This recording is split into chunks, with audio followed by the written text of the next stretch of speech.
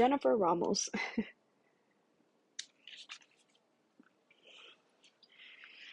Okay.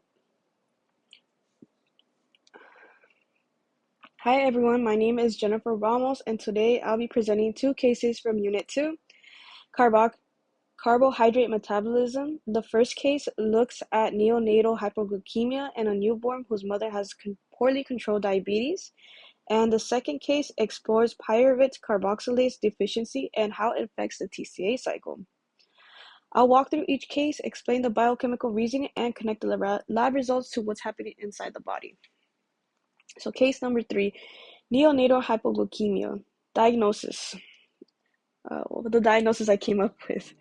This baby developed very low blood sugar right after birth. The main cause is his mom had diabetes that wasn't well controlled during pregnancy. Because of that, the baby made too much insulin while still in the womb, and once he was born, the extra insulin kept driving his blood sugar dangerously low. So I'm gonna explain the biochemical evidence.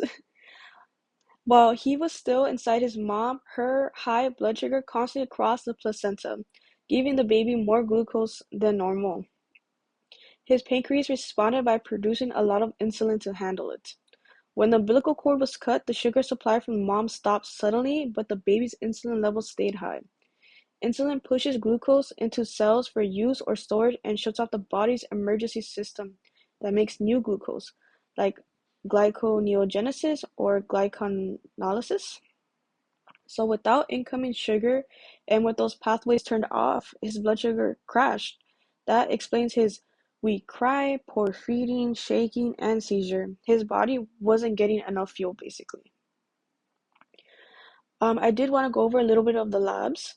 So his glucose was, I guess, um, recorded at 25 to 28 milligrams, confirming hypoglycemia. His calcium was low, which can happen in infants of diabetic mothers and can worsen seizures. His hematocrit was 60%. That's polycythemia caused by chronic low oxygen before birth. His bilirubin was slightly high because all those extra red blood cells start breaking down after delivery, which raises the risk for jaundice. Finally, his arterial blood gas suggested mild metabolic acidosis from hypoxia and lactic acid buildup. So the baby was big and was recorded over 4.5 kilograms, which also ties back to insulin. Insulin isn't only a glucose regulator, it's a growth promoting hormone. The baby stored extra fat and glycogen, making him bigger and average and requiring a C-section. He was also hypoxic. Inside the womb, his high insulin made his metabolism use more oxygen, but diabetes can damage the placenta and reduce oxygen delivery. To compensate, his body produced more red blood cells causing high hemocrit. The thicker blood can actually make oxygen deliver harder after birth. Maternal hyperglycemia rule.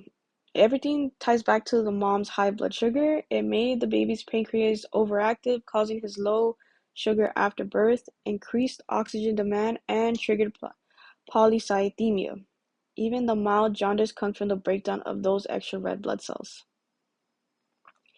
So this baby's condition shows how important maternal glucose control is during pregnancy. It affects growth, oxygen use, and the baby's ability to manage blood sugar after birth. So moving forward with my next case number 4, pyruvate carboxylase deficiency. So the diagnosis I came up with is this 17-year-old athlete has a mutation in the pyruvate carboxy gene. The problem isn't sugar intake, but what happens after glycolysis. His cells can't convert pyruvate into oxaloacetate, so the TCA can't run normally. I'm so sorry for a few of the words I mispronunciate. Again, I wanted to go over the lab results. His blood glucose was normal, meaning glycolysis is working. Lactate and pyruvate were both high. because when pyruvate can't go into the TCA cycle, it's pushed toward lactate instead. The urine contained extra alpha-ketoglutarate and succinate. These are TCA cycle intermediates that built up and leaked out, showing the cycle is essentially backed up. The genetic testing confirming a pyruvate carboxylase mutation ties everything together. Creatine kinase was mildly high from muscle strain, and normal ammonia and acylcarnitine ruled out other metabolic disorders. I'll begin by going over the questions now. Question 1. The TCA cycle is the main power station inside cells. It turns fuel from glucose and fats into energy carriers that feed the electron transport chain to make ATP. In muscle, especially during exercise, this cycle keeps energy flowing so you can sustain activity. Question 2, how it's regulated. This cycle speeds up when energy is low. When ADP and calcium rise during exercise, enzymes like isocitrate dehydrogenase and alpha-ketoglutarate dehydrogenase act as a control point.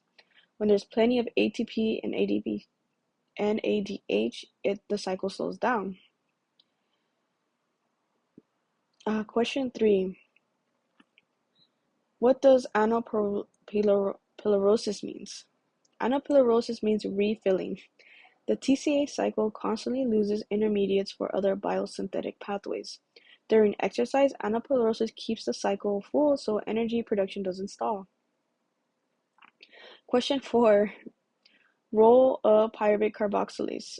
Pyruvate carboxylase is an enzyme that takes pyruvate and turns it into oxaloacetate. It's basically the entry ticket that keeps the TCA cycle spinning. Without it, oxaloacetate levels drop, the cycle slows down, and energy production fails. The leftover pyruvate gets turned into lactate, which explains his lactic acidosis. Question 5. Interrupting alpha-ketoglutarate and succinate. Those high levels in urine show the TCA cycle is jammed. When the intermediate piles up and spills out, it's like a traffic jam in metabolism and energy production is stuck. Question 6. Why lactate and pyruvate are high? His blood sugar looks fine because glycolysis is working, but the pyruvate that glycolysis makes can't enter the TCA cycle.